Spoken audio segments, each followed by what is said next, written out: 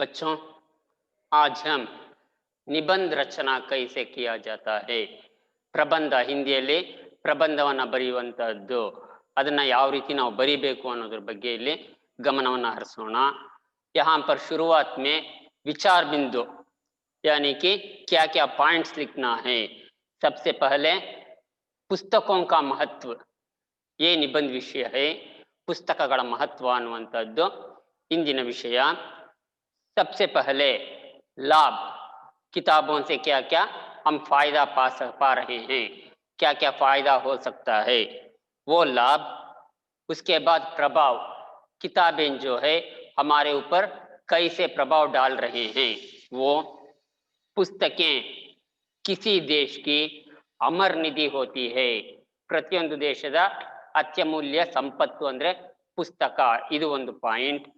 ನಾಲ್ಕನೇದು ಪುಸ್ತಕೆ ಅಸ್ತ್ರ ಹೈ, ಪುಸ್ತಕಗಳು ನಿಜವಾದಂತ ಶಸ್ತ್ರಾಸ್ತ್ರಗಳು। ಐದನೇದು ಮನುಷ್ಯನ ಮಿತ್ರ। ಈ ಅಂಶಗಳನ್ನ ಇಟ್ಕೊಂಡು ನಾವು ಈ ಎಸ್ಸೆಯನ್ನ ಬರಿಬೇಕಾಗುತ್ತೆ। शुरुआत लाभ से देखेंगे। पुस्तकों का महत्व जो है उसमें उससे हमें क्या क्या लाभ होते हैं उसके बारे में गौर करेंगे। पुस्तकों का महत्व तथा मूल्य रत्नों से भी अधिक है, क्योंकि रत्न बाहरी चमक दमक दिखाते हैं, जबकि पुस्तकें हृदय को उज्जवल करती हैं। लाभ ಏನು ಅಂದ್ರೆ ಪುಸ್ತಕೋं का महत्व तथा मूल्य, ಪುಸ್ತಕಗಳ ಮಹತ್ವ ಮತ್ತೆ ಮೌಲ್ಯ ಏನಿದೆಯೋ ಅದು ಅತ್ಯಮೂಲ್ಯ ರತ್ನಕ್ಕಿಂತಲೂ ಸಹ ಬೆಲೆ ಬಾಳುವಂತಹದ್ದು।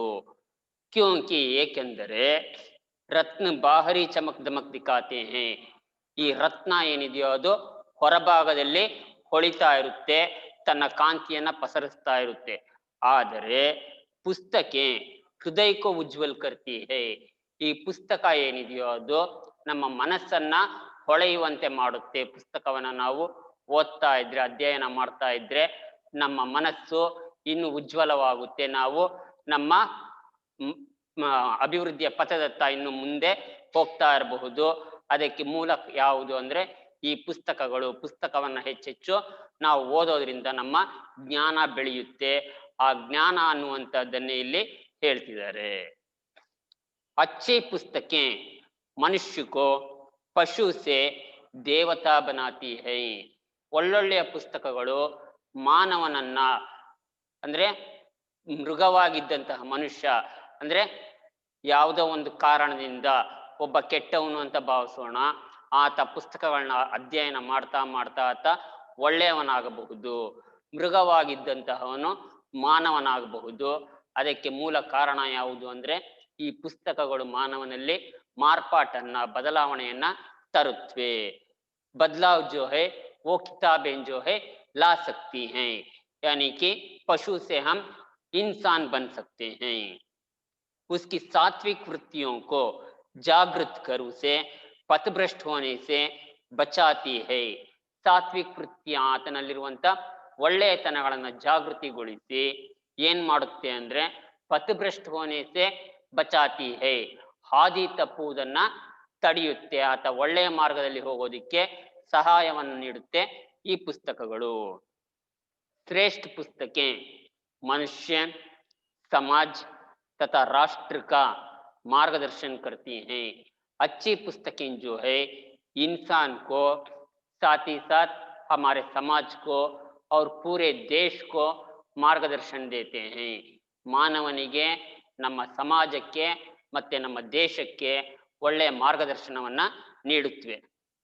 पुस्तकों का हमारे मन मस्तिष्क पर ಸ್ಥಾಯಿ ಪ್ರಭಾವ ಪಡ್ತಾ ಹೈ।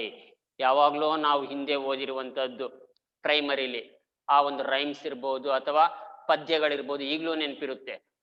ಆ ರೀತಿಯಾಗಿ ಪುಸ್ತಕಗಳು ಏನ್ ಮಾಡುತ್ತವೆ ಅಂದ್ರೆ ನಮ್ಮ ಮನಸ್ಸು ಮತ್ತೆ ಮಸ್ತಿಷ್ಕ, ಮೆದುಳಿನ ಮೇಲೆ ಗಾಢವಾದಂತಹ ಪ್ರಭಾವವನ್ನ ಬೀರಿ ಸ್ಥಾಯಿ ಪ್ರಭಾವ ಪಡ್ತಾ ಹೈ, ಶಾಶ್ವತವಾಗಿ ಅದು ತನ್ನ ಪ್ರಭಾವವನ್ನ ಬೀರುತ್ತೆ। ಇದಿಷ್ಟು ಪುಸ್ತಕಗಳ ಲಾಭ। अब इन पुस्तकों से हम कैसे प्रभावित हो सकते हैं, या हमारे ऊपर पुस्तकें अपने प्रभाव जो है कैसे डालते हैं, इसके बारे में देखेंगे। संसार के इतिहास में दृष्टिपात करने पर देखते हैं कि जितनी भी महान विभूतियां हुई है उन पर किसी न किसी अंश में अच्छी पुस्तकों का ಪ್ರಭಾವ ಪ್ರಪಂಚದ ಇತಿಹಾಸವನ್ನ ನಾವು ತಗೊಂಡಿದ್ದೇ ಆದ್ರೆ, ಅದನ್ನ ಗಮನಿಸಿದ್ದೇ ಆದ್ರೆ जितनी भी महान विभूतियां हुई हैं, ಯಾರ್ಯಾರನ್ನ ನಾವು ಮಹಾನ್ ವ್ಯಕ್ತಿಗಳು ಗಣ್ಯರು ಅಂತ ಕರಿತೀವೋ उन पर ಅವರ ಮೇಲೆ किसी न किसी अंश में अच्छी पुस्तकों का ಪ್ರಭಾವ ಅವರೆಲ್ಲರ ಮೇಲೆ ಯಾವುದಾದ್ರೂ ಒಂದು ಒಳ್ಳೆಯ ಪುಸ್ತಕಗಳು ಹೆಚ್ಚು ಪ್ರಭಾವವನ್ನ ಬೀರಿರುತ್ತವೆ. ಗಾಂಧಿಯವರ ಮೇಲೆ ಹರಿಶ್ಚಂದ್ರ ನಾಟಕ ಮತ್ತೆ ಆ ಪುಸ್ತಕ ಇದು ಹೆಚ್ಚು ಪ್ರಭಾವವನ್ನು ಬೀರಿತು. ಅದೇ ರೀತಿ ರಾಮಾಯಣ ಮಹಾಭಾರತ ಇವುಗಳು ಸಹ ಹೆಚ್ಚು ಪ್ರಭಾವವನ್ನು ಬೀರಿದ್ವು. ಈ ರೀತಿಯಾಗಿ ಒಳ್ಳೊಳ್ಳೆಯ ಪ್ರಭಾವವನ್ನ ಬೀರುತ್ತವೆ. महात्मा गांधी, भगवत गीता, टाल्स्टॉय तथा अमेरिका के संत तोरो के साहित्य से अत्यधिक प्रभावित थे. ಮಹಾತ್ಮ ಗಾಂಧಿಯವರು ಭಗವದ್ಗೀತೆ ಜೊತೆಗೆ ಟಾಲ್ಸ್ಟಾಯ್ ಅಂದರೆ ಲಿಯೋ ಟಾಲ್ಸ್ಟಾಯ್ ರವರು ಬರೆದಂತಹ ಕೃತಿಗಳು, ಇದರ ಜೊತೆಗೆ ಅಮೇರಿಕಾಕ್ಕೆ ಸಂತ್ ತೋರೋ ಕೆ ಸಾತ್ವಿಕ್ ಸೆ ಸಾಹಿತ್ಯ ಸೆ ಅತ್ಯಧಿಕ ಪ್ರಭಾವಿತ थे. ಅಮೇರಿಕಾದ ಸಂತ ತೋರೋರವರು ಬರೆದಂತ ಸಾಹಿತ್ಯವನ್ನ ಓದಿ ಹೆಚ್ಚು ಪ್ರಭಾವಕ್ಕೆ ಒಳಗಾಗಿದ್ರು ಗಾಂಧೀಜಿಯವರು. लेनिन में क्रांति की भावना मार्क्स के साहित्य को पढ़कर जगी थी. ರಷ್ಯಾದ ಕ್ರಾಂತಿಕಾರಿ ಪುರುಷ ಲೆನಿನ್, ಆ ಲೆನಿನ್ ನಲ್ಲಿ ಆ ಕ್ರಾಂತಿಯ ಕಿಚ್ಚು ಎಲ್ಲಿಂದ ಬಂತು ಅಂದ್ರೆ ಮಾರ್ಕ್ಸ್, ಕಾರ್ಲ್ ಮಾರ್ಕ್ಸ್ ಅಂತ ಹೇಳ್ತೀವಿ, ಮಾರ್ಕ್ಸ್ವಾದ ಅಂತ ಹೇಳ್ತೀವಿ ಸಮಾಜದಲ್ಲಿ, ಸೋಷಿಯಲ್ ಅಲ್ಲಿ. ಆ ಮಾರ್ಕ್ಸ್ ಸಾಹಿತ್ಯವನ್ನ ಓದಿ ಲೆನಿನ್ ರವರಲ್ಲಿ ಕ್ರಾಂತಿಕಾರಿ ಕಿಚ್ಚು ಬಂತು. ಅವರು ಆ ರಷ್ಯಾದಲ್ಲಿ ಮಹಾನ್ ಕ್ರಾಂತಿಯನ್ನೇ ಉಂಟು ಮಾಡಿದ್ರು. ಪುಸ್ತಕೆ ಕಿಸಿ ದೇಶ್ ಕಿ ಅಮರ್ ನಿಧಿ ಹೋತಿ ಹೈ. ಈಗ ಯಾವುದಾದ್ರೂ ಒಂದು ದೇಶದ ಅಮರ ನಿಧಿ ಅಂದ್ರೆ ಯಾವುದು ಅಂದ್ರೆ ಪುಸ್ತಕ ಅಂತ ಹೇಳ್ತಿದ್ದಾರೆ. ಯಾವ ರೀತಿ? ಕಿಸಿ ಜಾತಿ ಕೆ उत्कर्ष अथवा अपकर्ष का पता उसके साहित्य से चलता है. ಯಾವುದೋ ಒಂದು ಜಾತಿ ಅಭಿವೃದ್ಧಿಯನ್ನು ಹೊಂದುತ್ತೆ ಅಥವಾ ಅದು ಹಾಳಾಗುತ್ತೆ ಅಂದ್ರೆ ಉತ್ಕರ್ಷ್ ಅಭಿವೃದ್ಧಿ, ಅಪಕರ್ಷ ಅಂದ್ರೆ ಅದು ನಾಶವಾಗುವಂತಹದ್ದು. ಯಾವುದೋ ಒಂದು ಜಾತಿ ಉನ್ನತಿಯನ್ನ ಪಡೆಯುವಂಥದ್ದು ಅಥವಾ ಅವನತಿಯನ್ನ ಹೊಂದುವುದು, ಅದು ಎಲ್ಲಿಂದ ಗೊತ್ತಾಗುತ್ತೆ ಅಂದ್ರೆ ಸಾಹಿತ್ಯದಿಂದ ನಮಗೆ ಗೊತ್ತಾಗುತ್ತೆ. ಪ್ರಾಚೀನ ಗ್ರೀಕ್ ಸಂಸ್ಕೃತಿ ಕಿತನಿ ಉಚ್ಚ और महान थी. ಪ್ರಾಚೀನ ಗ್ರೀಕ್ ಸಂಸ್ಕೃತಿ ಅತ್ಯಂತ ವೈಭವಯುತವಾಗಿತ್ತು, ಉನ್ನತ ಮಟ್ಟದ್ದಾಗಿತ್ತು. ಇಸ್ಕಾ ಪತಾ ಹಮೇ ಉಸ್ಕೆ ಸಾಹಿತ್ಯ ಸೆ ಚಲ್ತಾ ಹೈ.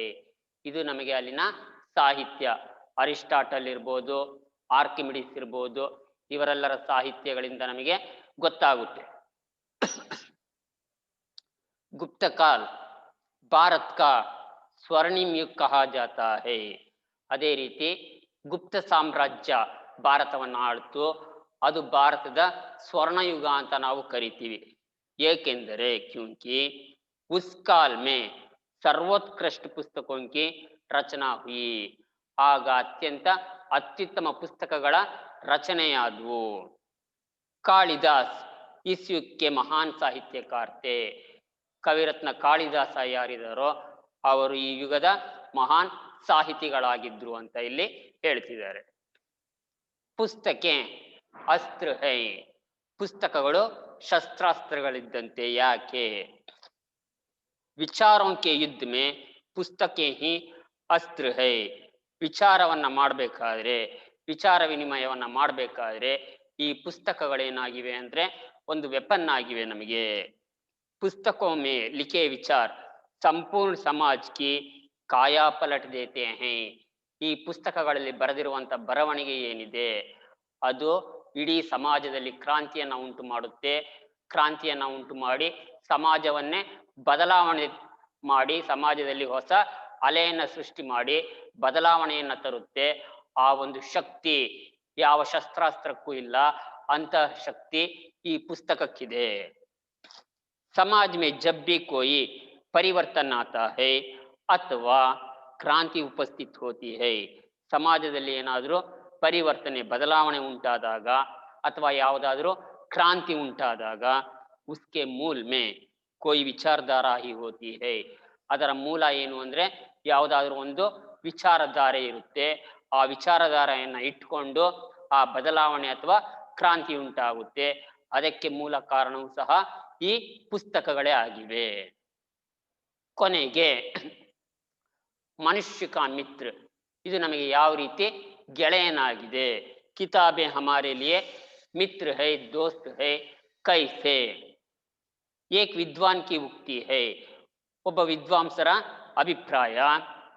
सच्चे मित्रों के चुनाव के पश्चात सर्वप्रथम एवं प्रधान आवश्यकता है उत्कृष्ट पुस्तकों का चुनाव. ನಾವು ಒಳ್ಳೆಯ ಒಬ್ಬ ಮಿತ್ರನನ್ನ ಆಯ್ಕೆ ಮಾಡ್ಕೊಳ್ತೀವಿ. ಗೆಳೆಯರಲ್ಲಿ ಯಾರು ತುಂಬಾ ಒಳ್ಳೆಯ ಗೆಳೆಯರು ಅಂತ ನಾವು ಆಯ್ಕೆ ಮಾಡ್ಕೊಳ್ಬಹುದು. ಆಯ್ಕೆ ಮಾಡಿದ ನಂತರದ ಮೊದಲ ಕೆಲಸ ಯಾವುದು ಅಂದ್ರೆ ಅತ್ಯುತ್ತಮ ಪುಸ್ತಕ ಯಾವುದು ಅನ್ನುವುದನ್ನು ನಾವು ಆಯ್ಕೆ ಮಾಡಬೇಕು. उत्कृष्ट पुस्तकों का चुनाव, उसे चुनना चाहिए. जो पुस्तकें हमें अधिक विचारने को बाध्य करती हैं, ज्यादा सोच विचारने के लिए दबाव डालते हैं, वैसी पुस्तकें जो है वे ही हमारी सबसे बड़ी सहायक हैं. पढ़ने के बाद उसके बारे में हम ज्यादा सोचते हैं, विचार विमर्श करते हैं, वे पुस्तकें ही हमारे लिए सच्चे सहायक है, मित्र हैं. वे मनुष्य को सच्चा सुख और शांति प्रदान करती हैं. ಮನುಷ್ಯನಿಗೆ ನಿಜವಾದಂತಹ ಸುಖ ಮತ್ತೆ ಶಾಂತಿ ಸಮಾಧಾನವನ್ನು ತರುತ್ತೆ ಈ ಪುಸ್ತಕಗಳು. ಥಾಮಸ್ ಎ ಕೆಂಪಿಸ್ನೆ ಏಕ್ ಬಾರ್ ಕಹಾ ತಾ, ಥಾಮಸ್ ಅನ್ನುವಂಥವ್ರು ಒಮ್ಮೆ ಹೇಳಿದ್ರಂತೆ, ಮೈನೆ ಪ್ರತ್ಯೇಕ ಸ್ಥಾನ ಪರ್ ವಿಶ್ರಾಮ್ ಖೋಜಾ, ಎಲ್ಲೆಲ್ಲೋ ಹಲವಾರು ಕಡೆ ನನಗೆ ವಿಶ್ರಾಂತಿ ಬೇಕು, ನಾನು ಸ್ವಲ್ಪ ವಿರಾಮವನ್ನ ಪಡಿಬೇಕು, ನೆಮ್ಮದಿಯಾಗಿರ್ಬೇಕು ಅಂತೇಳಿ ಎಲ್ಲೆಲ್ಲೋ ನೆಮ್ಮದಿಯನ್ನ ಹುಡುಕಾಡಿದೆ. किंतु आदरे वह एकांत कोने में बैठकर पुस्तकें पढ़ने के अतिरिक्त कहीं प्राप्त ना हो सका. ಆದರೆ ಅದು ಎಲ್ಲಿ ಸಿಕ್ತು ನನಗೆ ಅಂದ್ರೆ ಬೇರೆಲ್ಲೂ ಸಿಗಲಿಲ್ಲ. ಯಾವುದೋ ಒಂದು ಮೂಲೆಯಲ್ಲಿ ಏಕಾಂತದಲ್ಲಿ ಒಂಟಿಯಾಗಿ ಕೂತು ಪುಸ್ತಕವನ್ನ ಓದಿದಾಗ ಅಧ್ಯಯನ ಮಾಡಿದಾಗ ಸಿಕ್ಕಂತಹ ಒಂದು ಶಾಂತಿ ನೆಮ್ಮದಿ ಏನಿದೆಯೋ ಅದನ್ನ ಬೇರೆ ಎಲ್ಲಾ ಕಡೆ ಹುಡುಕದೆ ಎಲ್ಲೂ ಸಿಗಲಿಲ್ಲ. ಒಂದು ಮೂಲೆಯಲ್ಲಿ ಕೂತು ಪುಸ್ತಕವನ್ನ ಅಧ್ಯಯನ ಮಾಡಿದಾಗ ಮಾತ್ರ ನನಗೆ ಶಾಂತಿ ನೆಮ್ಮದಿ ಸಿಕ್ತು ಅಂತ ಥಾಮಸ್ ಅನ್ನುವಂಥವ್ರು ಹೇಳಿದ್ದಾರೆ. पुस्तक प्रेमी सबसे अधिक सुखी होता है. अंत में हम कह सकते हैं पुस्तक प्रेमी जो है किताबों से जो प्यार करते हैं, उसे बड़ी चाव से जो पढ़ता है और उसके बारे में सोच विचारता है, वो इस दुनिया में सबसे बड़े सुखी है कहकर इस निबंध को खत्म कर रहे हैं. बच्चों, ये पुस्तकें जो है इसके बारे में निबंध है. ये 8वीं 9वीं और 10वीं कक्षा में कहीं भी पूछ सकते हैं परीक्षा में. इसे जरा पढ़ लीजिए. धन्यवाद.